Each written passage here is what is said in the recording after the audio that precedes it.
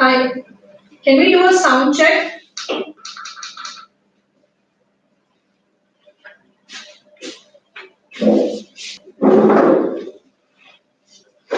Can we get a check if you guys can hear us well?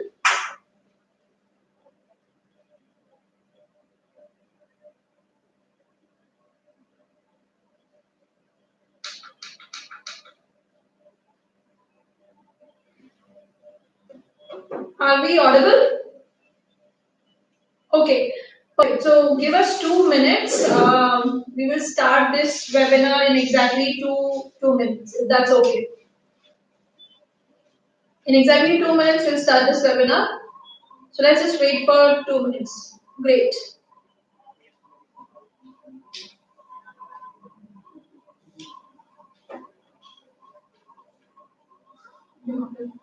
I'm just saying we can wait.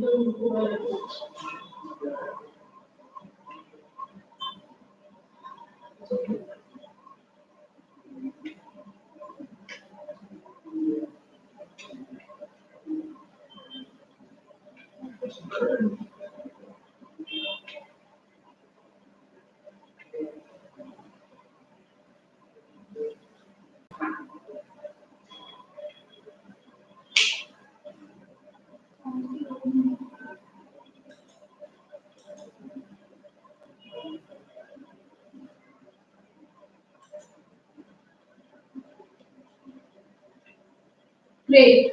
Hi guys, my name is Sukita. I head the marketing department here at SDA Bocconi Asia Center. With me today, I have Mr. Bhishm Chugani.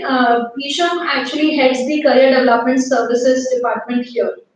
Now, what we're going to do today with this webinar is we are only going to speak to you about once you join a business school, be it ours or be it any other business school, what all processes, what all trainings, or what all skills you need to develop while you're doing your MBA so as to get placed well in the end. So, this webinar is only going to focus on helping you understand once you've joined the business school how to get a great placement. So, it will be generic, it will focus a lot on the placement processes and the way it works in different schools. It will focus a lot on what kind of profiles can target what kind of roles, what kind of salary structures, or what kind of specialization, what kind of industry. So, what I would recommend is whatever your questions, basis what Bhishm and I will share today, please write it in the chat section and we will take it one by one.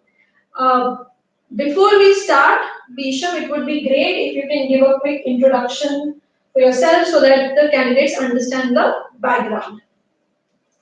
Yeah, so my name is Bhishma. Undergraduate, I was an engineer. Subsequently, then did an MBA. Class of 06 from ISB. Throughout that 7-year period, I was also in the technology space and then sales for a financial services firm. After that, worked with ISB with placements for almost 7.5 years again. Then I have now been associated with Bocconi for the last 2 years. So which means you spent 10 years of your life placing students. Yeah, almost 10 years working with students every year. Great. So let's do this. I think we can start the webinar right away. Let's take the first question. So why don't we just hit the main topic already? If we are looking at these students who are joining one or the other business school, if you have to tell them, how do you really get placed well? What will be the answer for that question? So, placements is a function, and I would imagine placing well is a function of both the type of role you get and or take up and the compensation. So, a combination of both compensation as well as role is what good placements is taken to be by most people. Now, what happens is, let us break it up into two parts. First up is compensation. Now, compensation very often, when we talk about the money I have invariably seen is a function of two parts. One part is what the industry or the competitive landscape is. So, going by the MBA terminology of economics with supply versus demand, what happens is that if you find that industry at large is paying less, you'll find the irrespective of B school, you will find a drop inside. So irrespective of that, and that is something we can't focus on, we keep that aside. But what can we do as individuals ourselves such that we are able to command or let us say respect the kind of compensation that the industry is willing or going to pay us? Now, what money you get is a function of the value you as a person bring to the marketplace. Now, what you as a person constitute is again broken down into three parts. Part one, the knowledge you possess. Part two, the skills you have. And part three, the traits. Now, there are slight differences. Knowledge is largely factual information that you need to have in your mind. Now, very often what happens is, especially in the information age, we've got Google at our fingertips, so knowledge is often available. But it is important to also know it in our minds because often when it comes to taking decisions, it is basis information that's already there in our minds. We can't keep cross-referencing information by only checking Google. Therefore, it is important to study subjects, even subjects that you're not interested in, saying that sometime Google for me will solve it in the future. But that doesn't work. So you have to have knowledge. Part two. Part two is skills. Skills are things that people build over time. So, for example, a language. Language is a skill. Excel tools or hard skills. So these are skills that people bring. Soft skills. Soft skills could be something like public speaking, or could be how do you conduct meetings. So these are softer skills. So soft skills, hard skills. These are skills that are important. So started with knowledge. Second is skills. Part three, very important, traits. Now, therefore, the B school of 2 years is going to be the last possible time you will get with so much free time available to introspect and develop traits. Traits are perhaps finer skills which are built over time. Example, leadership, while it is called a skill, is actually more a trait. You tend to display leadership traits. Now, is leadership built up over, let's say, a week or 2 weeks? No, it takes time. You have to learn to make mistakes. You have to learn how to manage other people's mistakes. You have to learn how to manage other people, work with other people, being a follower, being a leader, distinctions between all of those, so that all of those build into leadership traits. So what traits do you demonstrate over time? And these are the 2 years that you can work towards building some of those traits. You take on roles, challenge yourself every day, put yourself into uncomfortable situations. That is how it's going to work. Now, the 2-year MBA program also is perhaps one of the most different from an academic perspective with respect to what we have seen over time. You start from KG. In fact, by the time you even realize you're in education, you've already reached the first standard. The first standard, most of us don't remember why we joined school in the first place. Our parents put us into KG, senior KG, first, second, third. That's how life is. 8, 9, 10. And suddenly first decision, then you go 11, 12. Slightly more interesting decision, but then you take on some graduation. Now, once you graduate, stop. People, in fact, stop giving advice. While people had plenty of advice during 10th, 12th, at graduation, they know all of their advice will not work because there are just so many different options available. Till that time, it's a nice, easy tunnel to go through with very few branches. After graduation is where the life becomes very interesting, and that is where MBA school comes in handy. You get those 2 years to focus on, okay, what are different things we can look at. So therefore, you have to speak to people, know how things work, how do they happen, and so on. So this is largely, so in summary, knowledge, skills, and traits are 3 areas that you need to work on during your 2 years for placements. Okay, so let's do one thing. Let's narrow it down. Let's think about, say, a student who's a fresher and a student who has some prior work experience before joining an MBA program. Now, in that case, what do you think the difference in approach should be when it comes to knowledge, skills, and traits for these 2 categories? Is it different for freshers? Is it different for work experience guys? Does it depend on the kind of specialization they are choosing? Yeah. How does it vary? So the number one variance itself is experience itself. Since that's the bifurcation of taking people with experience versus people without experience. What people with experience bring to the table are a few skills that they would have picked up in the workplace.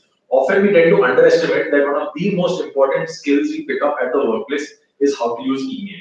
How to use email etiquette. So when do you use dear sir, when do you say hi to somebody, what kind of organizations and what.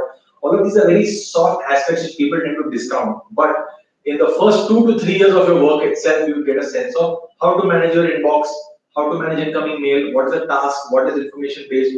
All of those skills are developed in the first 2 to 3 years. In addition to that, you've also done some work before coming to the B school, no doubt about it. So CV looks a little fuller as well with respect to the work done. A fresher generally has a blank CV, which again has an advantage. Because now you can start building up over there areas that you want to show that you are keen on working towards. So, for example, while somebody from an operations background who wants to move into, let's say, sales and marketing, may sometimes get hampered because of the experience. They will have to therefore tweak it with respect to the work he needs to do to make a shift. Because most people post MBA want to do something that's different from what they were doing before. As a result of which you start working on that CV itself. So people who are freshers, I would say, should look at taking on some parallel projects in order to overcome some of the perceived, let us say, shortcomings that may be there with respect to people who have experience. So I think, so what we have is live projects on our campus here at Bocconi is a great feeder into building up CVs. So we have people do multiple live projects through the 2 years, so that they can show 5 to 7 experiences that they may have in the form of short projects, and this helps in building up the CV and becomes a better talking point during the interview itself.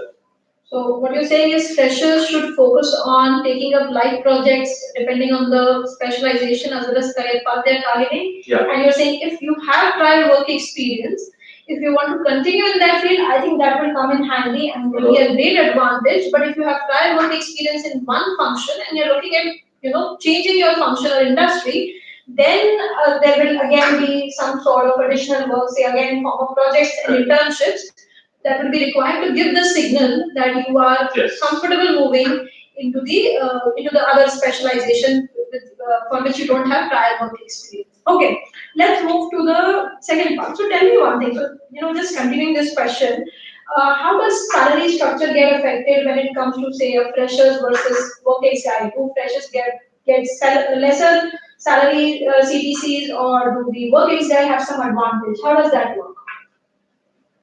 So again, I'll go back to the same model: skills, knowledge, traits.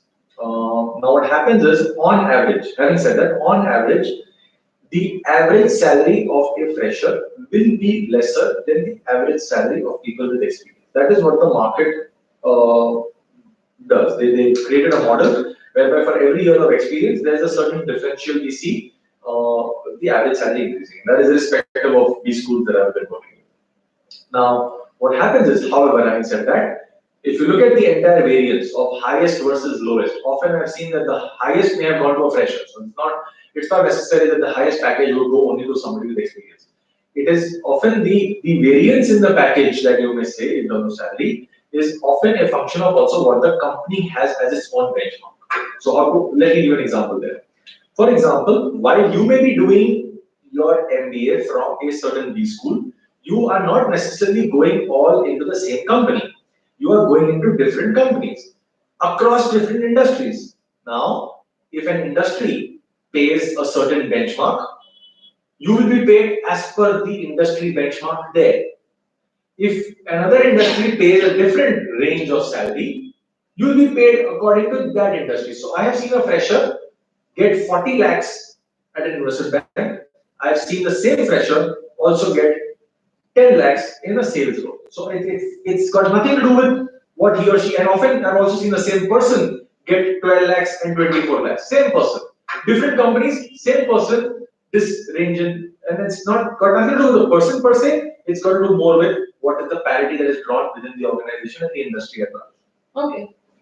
So, just adding to this question again, so let's talk about certain specializations. So, for example, say if you're a fresher and if you're interested in say sales and marketing or finance, are there certain specific learning path students should adapt, especially being a fresher, or even work experience people who want to change industry? Are there certain learning path they need to adapt so that they can target roles, especially target certain specialization? Maybe we can talk about finance because I think a lot of people are interested in finance, or consulting for that matter. Because I think at Bocconi we are quite strong in consulting. So maybe give that idea. Yeah, so I'll cover in that order. I'll cover finance, consulting, and sales and marketing. What happens is that for let's say for the finance role, especially in the changing dynamics that we have today, in financial services profiles, there are learning paths that are created for people. Now, most people tend to imagine that, let's say, especially since a large number of our applicants are engineers, what happens is in engineering, and an ex-engineer myself, The biggest challenge sometimes that happens with engineering graduates is that they've had no basic foundation courses of accounting. And whereas accounting is the basic building blocks for all finance, whether it be financial modeling or whether it be anything to do with financial services, even if you're in a credit appraisal role or an equity research role, there's got to be a basic and very strong understanding foundation of accounting.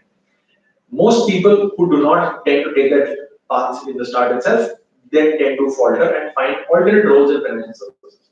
Okay. Now, so that's the first part. Then after you build up accounting as an expertise, then you start working on how does accounting matter from a business perspective. So let's say if it's investment banking, how does accounting work towards financial modeling? How does it then impact valuations? And then how does it impact M&A transactions? And what are different parameters that go into evaluating an M&A transaction or a hedging position that one may take? All of these are functions of business.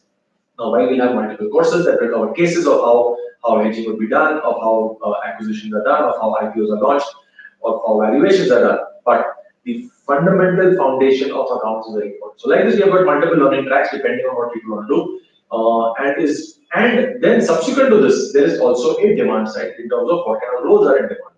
So today, for example, we are seeing that there's a very heavy move in financial services towards, let's say, either risk or towards building profiles that are managing credit risk, but using automated models, where both a combination of technology and finance comes in very handy. So it has become today that day that no longer is finance only the domain of financial services folks or technology the only domain of technology folks. Today is the day of techno-functional folks, and that is what we work towards. People who are looking to move out. So even chartered accountants would have to undergo an analytics program and understand how SQL are Python. Because you ask any programmer and he'll tell you that SQL was perhaps learned in 2 days flat. It's no longer the domain of only engineers to learn SQL. Even accounts people can learn SQL, and vice versa. Accounting is not something that only chartered accountants know. It is something that an engineer would pick up in perhaps 3 to 5 days. So we have a strong accounting foundation, a strong technology foundation, and then people pick up financial services. That's financial services. Second, for consulting. Consulting generally is perhaps considered the best B school after B school. So you do a lot of work that has got multiple facets to it, and that's what we start from the day itself when people join. Is that while in any other hard skill based education that you may have taken up, whether it be medical or accounting or engineering, you would have got deep knowledge into one area. Whereas consulting has to have an overall business knowledge. You can't say that I do not know how the telecom industry works. If you are given a telecom case in an interview, or tomorrow if you're doing consulting for a telecom company, if you do not know what is ARPU, which is short for average revenue per user, if you don't know that lingo, chances are you will not be given any respect by the client on the other side. As a result of which, every consulting interview or every consulting job will expect you to know a smattering of knowledge and information across industries. And it's not like I Google it up at that time. So knowledge is very, very important in consulting. Knowledge is important. How do you solve case studies? So we have a robust case studies solving methodology as well. We have a consulting club that works on learning sessions, that we have case solutions that are prepared. We also have external trainers who come and talk about how to solve cases. And that's something we do on the consulting side. And that's been growing over the years as well. And that's an evergreen industry. And we only, at least for the next foreseeable future, we see over the next 5 to 7 years that industry. So, would you say that right now consulting is a very attractive specialization and career path versus, say, finance or the other, based on your experience? If you measure attractiveness in terms of the number of positions available out there, yes, consulting would be at number 2. Financial services would be perhaps at number 4. I would still say sales and business development roles. Sales, business development, marketing, these roles would be at number 1. There is still a lot of business being developed out there. And perhaps at number 3, I would call it supply chain operation. We still have a large number of those roles. Financial services, what's happened is that over the last, especially ever since the Lehman Brothers recession 10 years ago, we've seen a number of companies move especially their finance functions or core finance functions as they call it. They have moved towards coding a lot of it. So, for example, what used to take perhaps 5 credit appraisers to appraise a particular company whether a loan should be given out, no longer a 5 credit appraisers is required. In fact, we do not like 5 different reports coming out from 5 different people for a company. Banks are liking it, and let's take the best model out there and code it. if for the same piece of data, two different people come out with two different answers, something is fundamentally wrong. One person is right, one person is wrong. Now you have to, basis the judgment of one person, you're writing the entire bank's future on it. And you've seen what's happened in the banking industry in the last few years. So people are becoming more and more risk averse and are moving more and more towards models that are stable, consistent, and have a certain degree of predictability. Okay. Great. So I think we can take one question. Whether I think it's a follow-up to this question. It could even be subjective. But so Kurama is asking, sales or consulting, which has better future prospects? Okay. So both of them have got great prospects. Sales is generating business. Even consultancy as an industry requires business. And most people beyond 7 to 10 years of experience will report in consulting industry that more time of theirs goes in working with clients, in getting business from them, vis-a-vis actually delivering business to them. A large part of the solutioning takes place and is something that is taken care of by people after the data is collected. Consulting is very heavy also collecting data in the first place. So you won't find companies that open to sharing data even at consulting firms. So that depending on the assignment you have, it could vary. But sales is important. Sales, all senior people in this world, every CEO also in this world will first focus on sales because that is external. The COO or the operations is something who is anyway reporting to him. He will listen to whatever is told, but you can't tell the sales or you can't tell the client buy from me and he'll buy. It doesn't work that way. So you have to build sales skills, and it's a skill that I would recommend everybody to develop, irrespective of whichever role they take up. You have to have some degree of sales, whether consulting, whether sales, whether marketing, whether finance. Even investment bankers will tell you that we spend more time on the road selling an IPO to fund managers than we actually do in the actual valuation. Okay, great. So I think Anup has a follow-up question, I think in terms of itself. So since you've spoken about sales versus consulting, what about data analytics? Now, this is a stream that has picked up really well over the last 3-4 years. But for an MBA graduate, who doesn't come from a background of data, how does that work? So versus marketing versus data analytics, or is it a combination? So data analytics today is what Excel was in the 90s. In the 90s, when PCs were just coming onto people's desks, most people used to think Excel is something for the typist to take care of. The computer is something for the typist to take care of.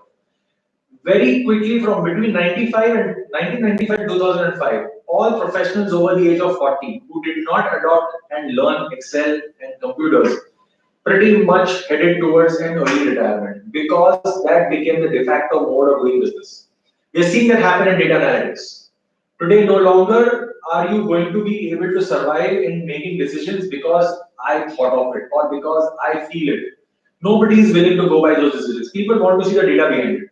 So analytics has become very important. Now, only analytics is the domain of coders.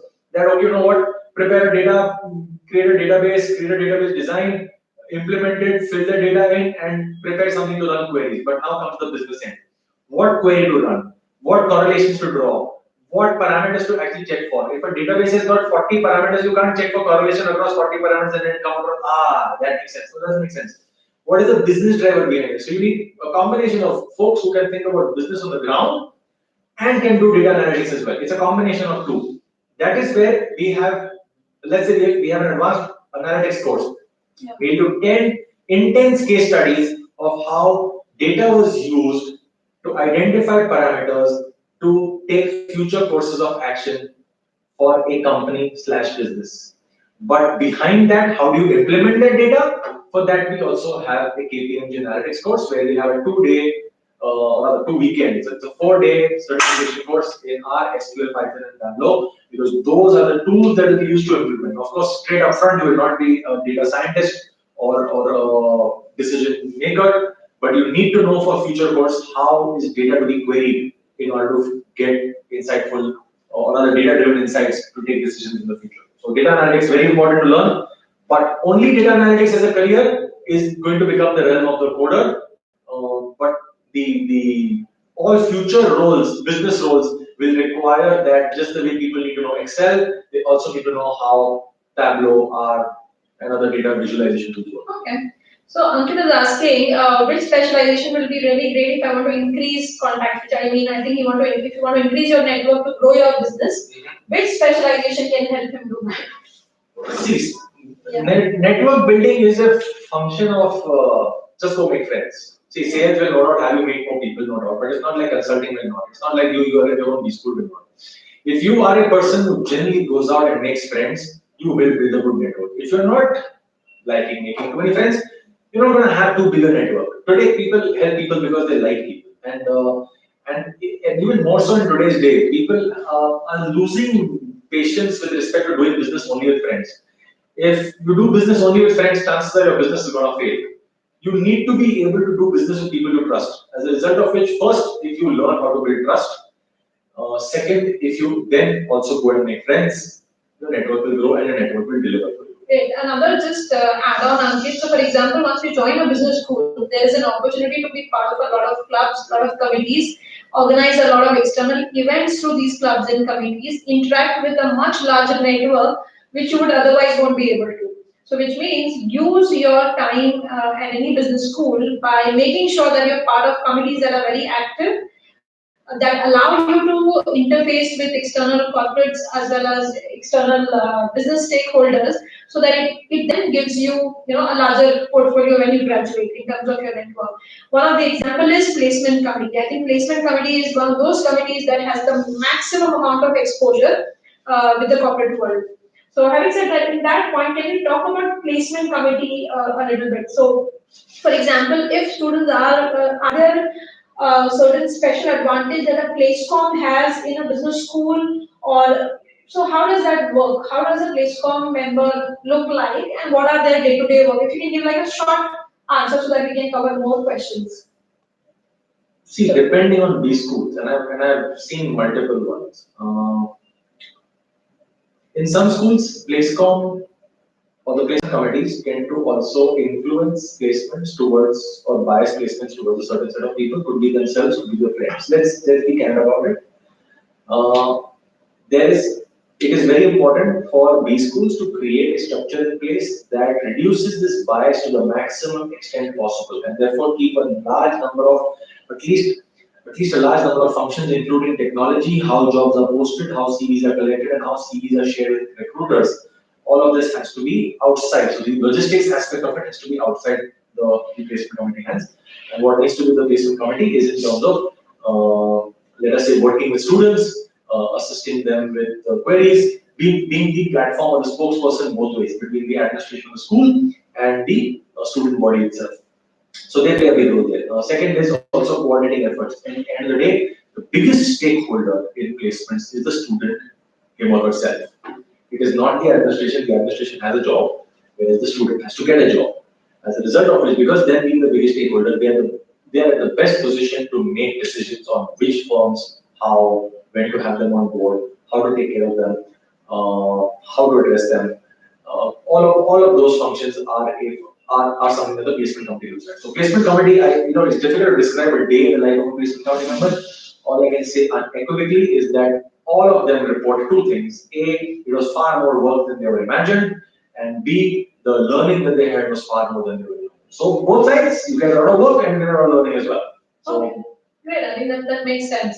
Let's take another question, like some straightforward questions. Pratik is asking, if I'm targeting investment banking role, is CFA necessary? And if yes, how does it impact business? It's like this. CFA is a signal of your seriousness towards financial services and towards investment banking. Now, if you went and did a course in, let us say, digital marketing, and you go to an investment banking interview, and you say, I have done a certification in digital marketing, and you show 15 certifications in digital marketing, the interviewer is going to get confused. Why are you getting certified in a whole lot of stuff that is not important to me?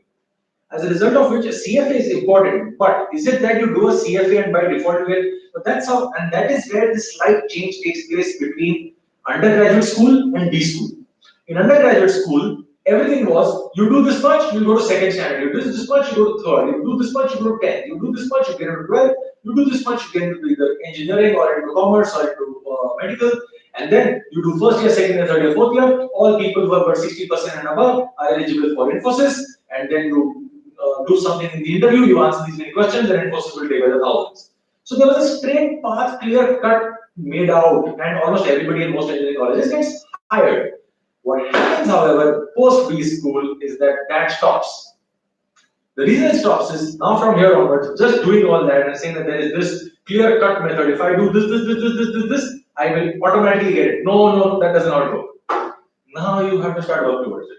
So, for example, you have to go have multiple interviews. There will be multiple people fighting for the same positions. These are coveted positions. Again, this is all demand supply. There is a surplus supply of sales and marketing roles. There is currently a shortage, especially the shrinkage taking place. So, for example, in today's day, there are, if let's say 1,000 people working in financial services today, next year there will be 900, 100 people less. If 100 people are going to go out of the industry, imagine how will any new ones come. For that, 100 more need to leave. As a result of which, this is the time where financial services is today seeing restriction both in terms of increments, restriction both in terms of hiring numbers, but we still have few numbers being hired from almost every institute, but opportunities are fewer and fewer. So if you're really keen on investment banking, sure, look at it. There's a path for it, there's a learning path for it, but then you have to also work hard, and the path is you have to go and do as many assignments as possible towards it. CFA alone will not do it. Valuation, knowing what M&A transactions took place, what are the implications of it, what are the IPOs that launched, what price points, what rally, why not, what is falling, what is rising, everything has to be fact. You have to have an opinion and a judgment on everything that's happening in the financial services world. And once you do that, then the interviewer says, yes, I like you. So, just speaking specifically about us, so when you join the Bocconi program, you first actually go through a 1 week of boot camp, which is completely non-academic in nature and focuses on developing certain very specific skills that you otherwise might not have.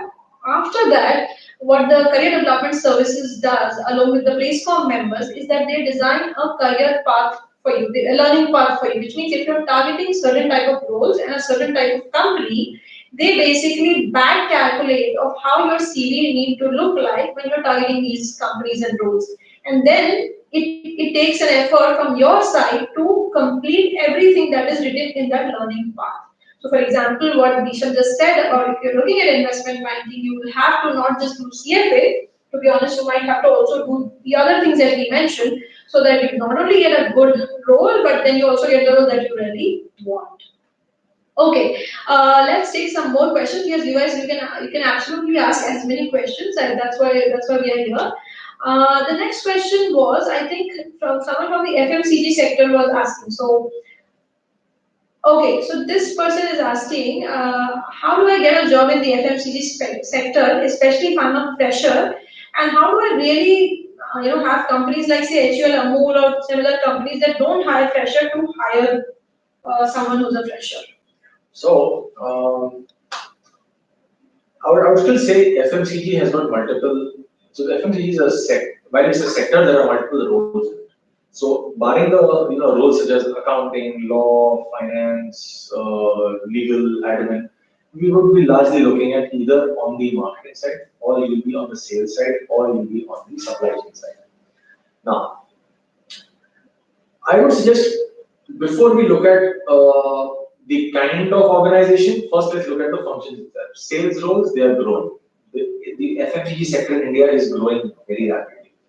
It will keep needing more and more salespeople, more and more key account managers. There will be the requirement.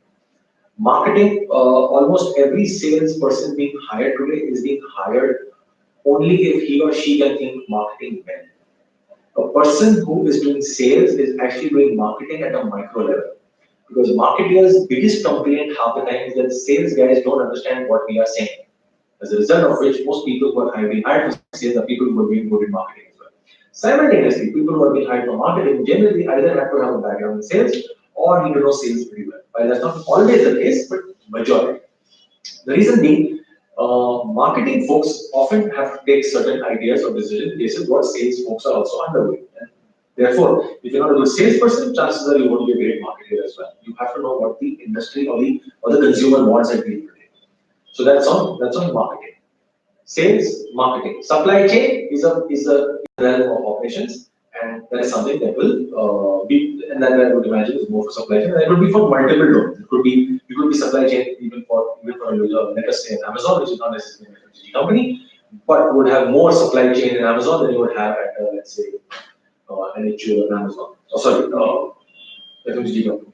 Also, don't look at HUL and Amul being the top ones. I'm not saying that they're not the top ones. Definitely not. What I'm saying is that focus on the role itself. Over time, you'll find almost all firms are having same work, same profiles. It's common. And HUL is not a brand that is being sold. What is being sold is the individual brand within that. So what is, you know, you're selling Tide, you're selling Surf Excel, you're selling Lakme, you're selling those brands. Those are the brands you need to associate with. So that's what you associate with. Okay. Now that could be HUL, could be PNG, could be Marico, could be AB InBev, could be anything. So if that sector is what you like, I mean, let's say a role in an epigamia, for example, which is selling curd, will be more interesting because of the nuances that they bring, or a Belgian waffle would be more interesting. So I'm not saying that that's what is the best. What I'm saying is that there are different aspects to FMCG. Yeah, so I think this comes from the mentality, like for example, because we work so hard to crack the entrance test, get into a business school, we feel that the highlight of a MBA program is to get into companies like HUL, PNG. Rather, the other way of looking at it is, if you get amazing roles in companies that are up and coming, like say Epigamia for that matter, I think the work can be way more impactful than what you will do in an HUL, where together I don't know how many number of people get hired and how the roles get distributed. But that is something we don't have to worry about right now. Specifically speaking about us, we have a very unique approach to the entire career services. And what the career development services team will do is when you come here, they'll sit with you on a career mapping path, figure out the kind of companies, figure out alternate companies, figure out dream companies or such roles, to then see exactly what will be the most suitable for you at the end of the course. Let's take some questions very quickly because we kind of have a lot of questions. So Shantanu is asking, he's worked in data for the last 3 years. He wants to do, pick a career in consulting basically after his MBA. Can you just throw some light on it? So he's worked in data, wants to move into consulting. I think more or less you've covered it, so maybe a quick 2 lines. So quick one again, I'll just, so repeating that today most business decisions are based on data. So in fact, getting into consulting without having analytics would be impossible. You've done data, great British standard background. Now it will be the business knowledge, which again the MBA can help you with. Okay, so the next question is, okay, so we'll take this question. Aftab has asked a nice question, but before that, Uddar is asking, I'm an engineer student who has interest in finance and law too. Is there any exam that I can prepare for simultaneously before going for an MBA too, so that I can start adding value to my CV? You mentioned finance and law. So here I would say that first speak to people in finance, and finance is a very broad spectrum from banking to investment banking to merchant banking. It's a very wide spectrum. So opening salary account also is finance, by the way. So as a result of which, first speak to practitioners, understand from them what is a day in their life. Also, law is very different from finance. Very, very different in the way it's actually done. While we see suits and we feel that, that's how lawyers must be, going to the court and having that drama. That is 5% of their job. The rest of the time is sitting through long documents, reading stuff that they just don't understand or just don't know what to do with. So it's not as easy. Talk to people, see the best parts, see the bad parts, and say, okay, this looks interesting for me, or like parts. So first question, why you want to do that? And then after that, they might be the best people to guide you as well. Well, I can tell you that, okay, fine, a CF would be interesting, a CFM would be interesting for financial management, FRM would be interesting for risk management. So like these are multiple exams, but that I would still suggest talk to people in your life. Okay, great. So Pratik actually just asked as a follow-up. So other than CFA, are there any other certification in finance that they can do? Which you just mentioned. Yeah, there's the NISM certifications, FRM, NS, so tons of them. You can just Google it. Yeah, and once you join the program here, I think the place for all the career development services and any of those schools will help you out depending on the company you're targeting, depending on the roles you're targeting, what kind of specialization you should reveal, what kind of certification you should build on. Okay, so there was a question that if Aftab is asking, if all of this is like basically, if it's your skill that matter, is it really even necessary to join a business school? So I'll answer that by one simple answer. One of the biggest hires of top tier B school MBAs today is OYO. and tell me if the head of OYO has an MBA. So that is the best answer to say. Now your skills really matter. Now what happens is, it's like going to a top B school, it's like the ISI mark sometimes. Now top B school, what happens is the curriculum will not change too much. You tell me, yeah, computer engineering, whether you teach it at an IIT or you teach it at an institute that I've never heard of, chances the curriculum will be the same. How much do you study about it? Now what happens is, companies take it as a mark that if this person had the skills to continuously work and get into that place, at least the onus is now off my head to judge whether this person will do well in my company or not. People tend to look at it as averages. On average, person coming out of Institute A, is he or she performing? If on average Institute A gives me great people, I go to Institute A. If on average Institute C gives me great people, I go to Institute C. And that's what happens to top B schools. Once top B schools happens, it's a continuous feedback loop. More firms come, more students are attracted, then quality of students, and all of that goes up. So all of that is a combination. I still say that that's how you should see it. Skills are important. If you get into a top B school and don't have skills or don't work on it, maybe you'll get a top job, but your career is in ruins. On the other hand, if you have great skills, over time you will find your way, no doubt about it. Okay, great. Because we are kind of running short of time, let me just quickly tell you a little bit about Bocconi, and after that we'll quickly again pick some of the questions. For those who are not aware, SDA Bocconi is a 50-year-old Italian business school in Europe, in Italy, based out of Milan, and is part of Bocconi University, which is more than 100 years old. We started this center here in India in 2012 with our flagship program, which is now called International Master in Business. IMB is now in its so we are currently recruiting for the ninth batch or the IMB 3 batch, the International Master in Business Part, but it's a master directly given by SDA Bocconi Italy. You just study here and you receive the diploma from SDA Bocconi Italy. You become an alumni of SDA Bocconi Italy. The faculty is the same and the course curriculum is pretty much based on our top ranked Masters in Management. Having said that, quickly telling you about the admission process. We accept NMAT, CAT, Bocconi test, GRE and GMAT. A good score in NMAT for us is around 200 plus, in CAT around 85 plus, in GRE 310, GMAT 620 plus. And in case if you're looking at applying to us, you can also look at Bocconi test, which is our internal test. Talking about placements, especially because today's webinar is on placements, to give very quick numbers is that we just completed 6 batches that we placed. The last batch, the exact average, which I know a lot of you guys are interested in, is 11.13 lakh per annum. Now this figure is important because even being a relatively new school, in our new program in the country, we've already kind of entered the bracket of 11 lakh plus average packages, which is more or less comparable if you remove the top 10 IIMs from the entire school board. So we've kind of already entered one of the top brackets in terms of salaries. A second figure which is very important is of course the median. Median stands at 10 lakh. And the highest domestic salary for us last year was 24 lakh per annum. Now these are some quick figures. I think one thing that we've always shared is that we do very well when it comes to say roles in consulting, sales and marketing, because of how Bhishm mentioned, these are industries that are growing really well. The focus, however, is to do a entire learning path for you when you come here for those, for those 2 years with us. Now these are some very quick information. I just want to kind of cover some more important questions before we conclude the webinar. So very quick, what is the preferred MBA specialization after BMM? I think sales and marketing will make more sense, or you can even look at operations for that matter. But I think BMM, a good match will be sales and marketing. Anup is asking data science versus are data science and the data analyst same?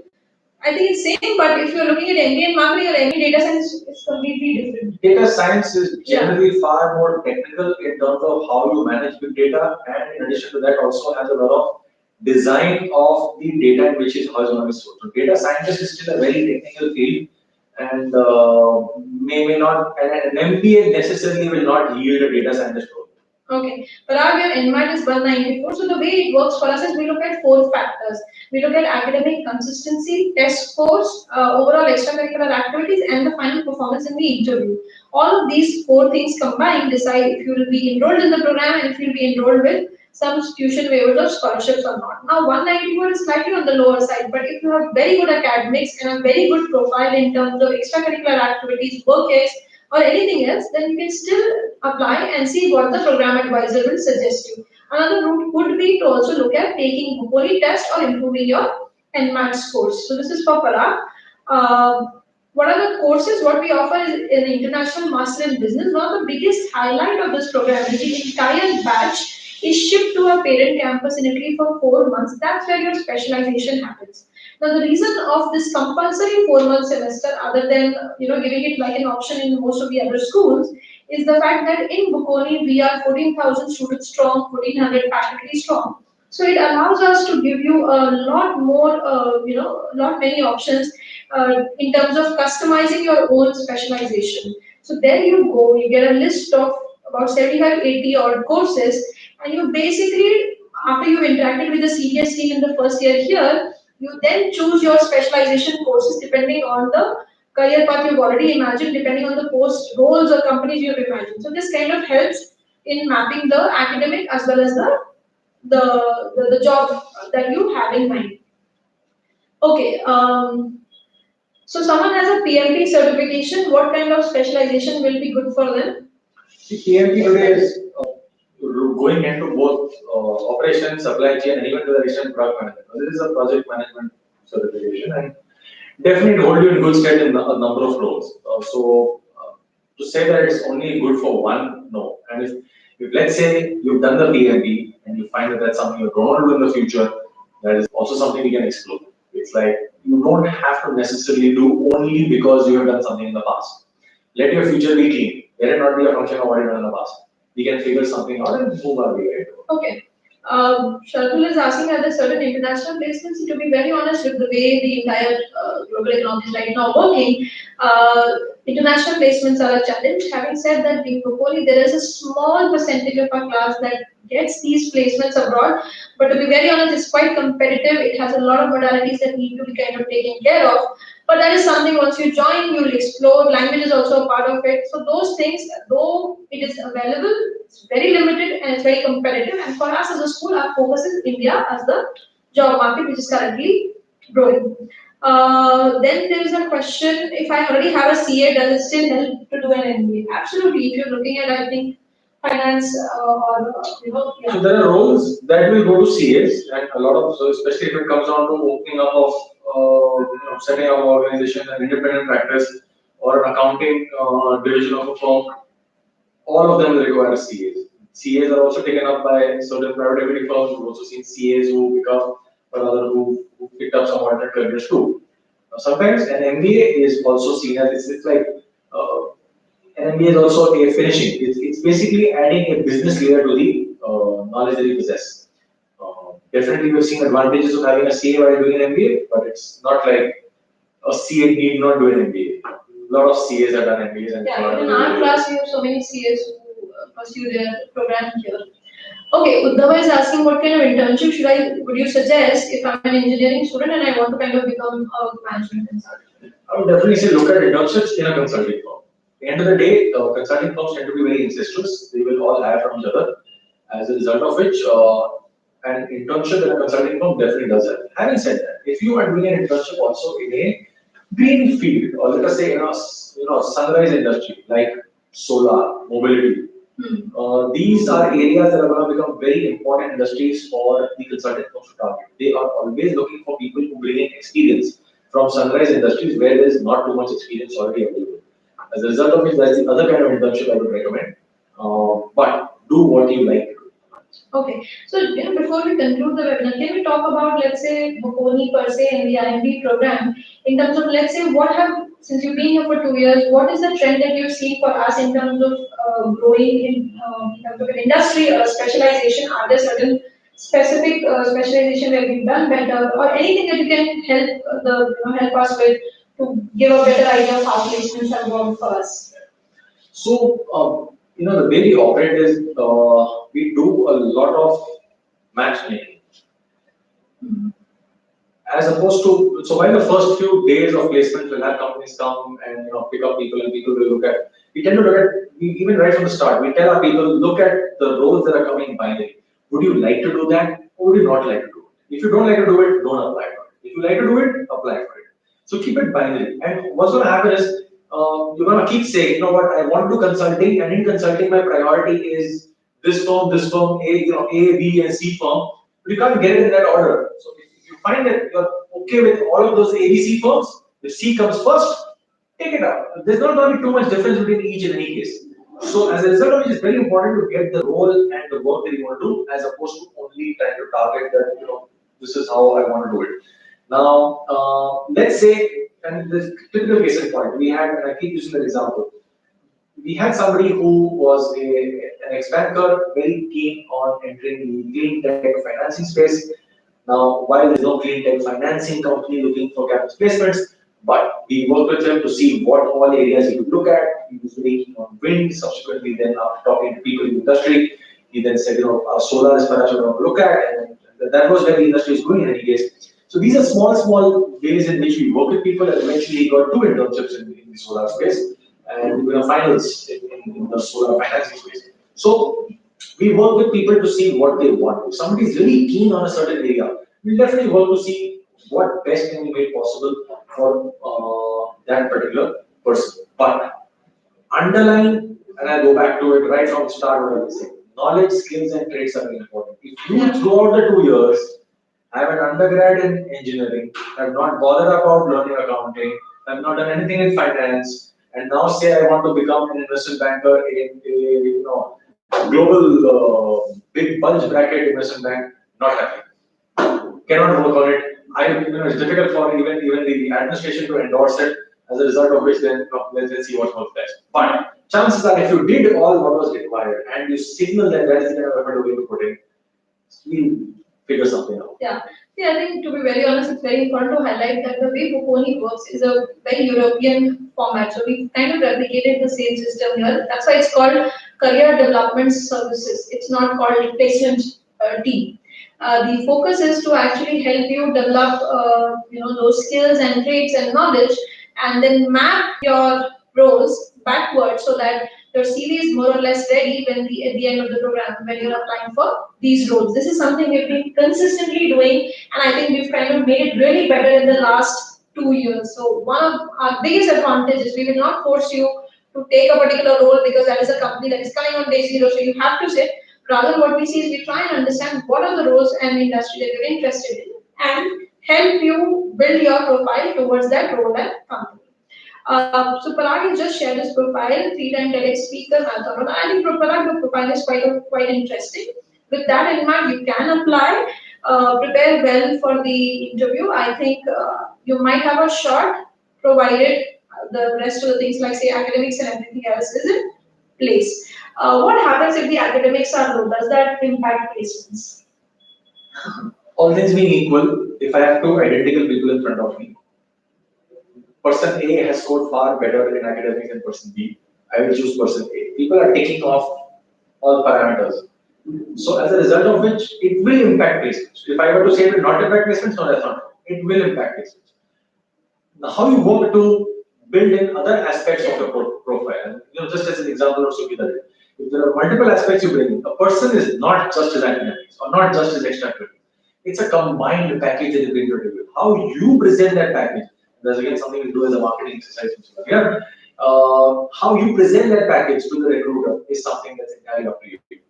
Okay, great. So I think we're going to conclude this webinar. I just want to summarize quickly our admission process. Our first deadline is this November, 20th of November.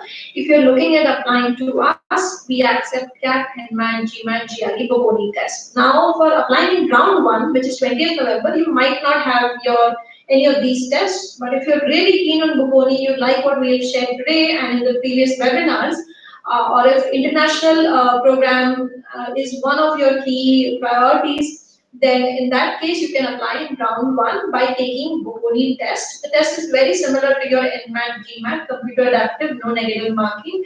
The format is also more or less similar.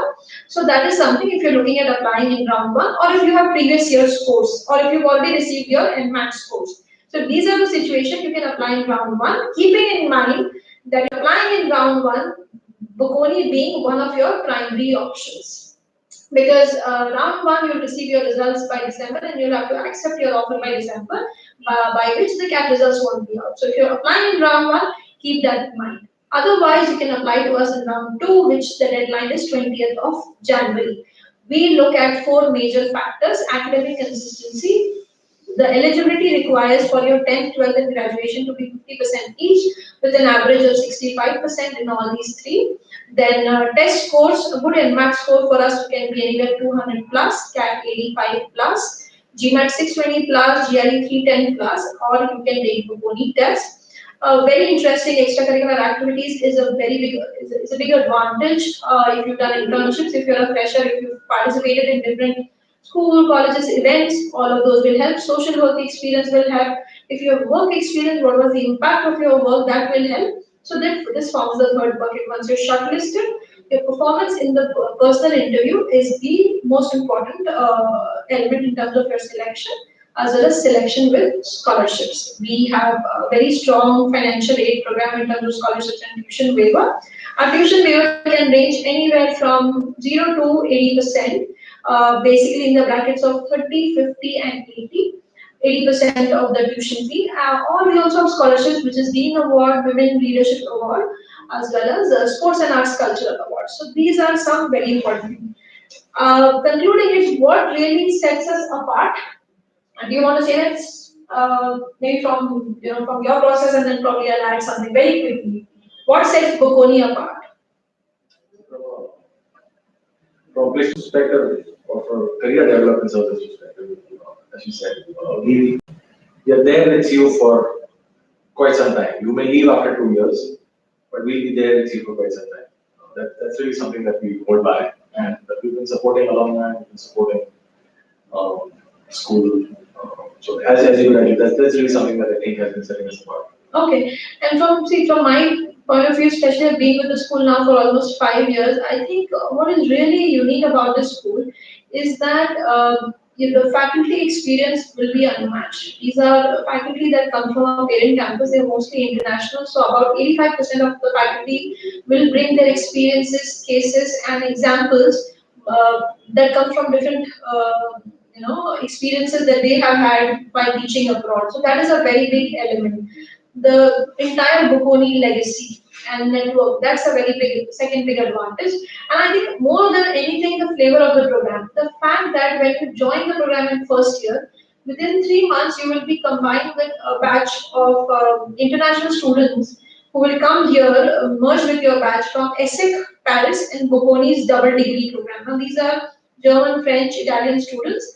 What it does, it slowly start adding a lot of cultural immersion in your overall experience while you go through your MBA program. So as much as the program is pretty much similar than what you see in most of the top schools, the fundamental difference lies in the cultural immersion that you witness here at Bocconi. In the first year, for 3 months, you'll be studying with these students.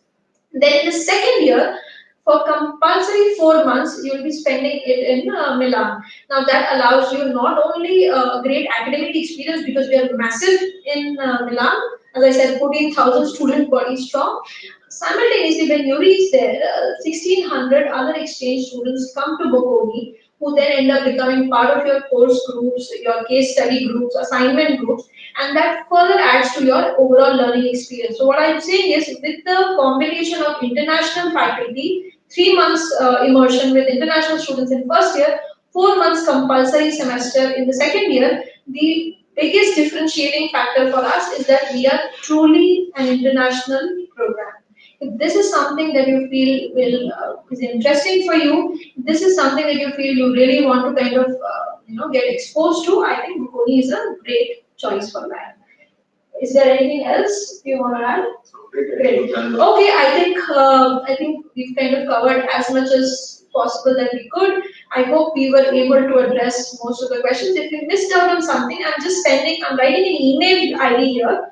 You can send your questions on this email ID, and we will try to get back to you either through me or through Bhishm. So if you have some specific question for Bhishm on placements related things or career related things, you can send your queries on this ID. If you have something related to Bocconi, the admission process at Bocconi, profile evaluation at Bocconi, you can reach out on this number and she will guide you to different program advisors. Now, this is our senior program advisor's number.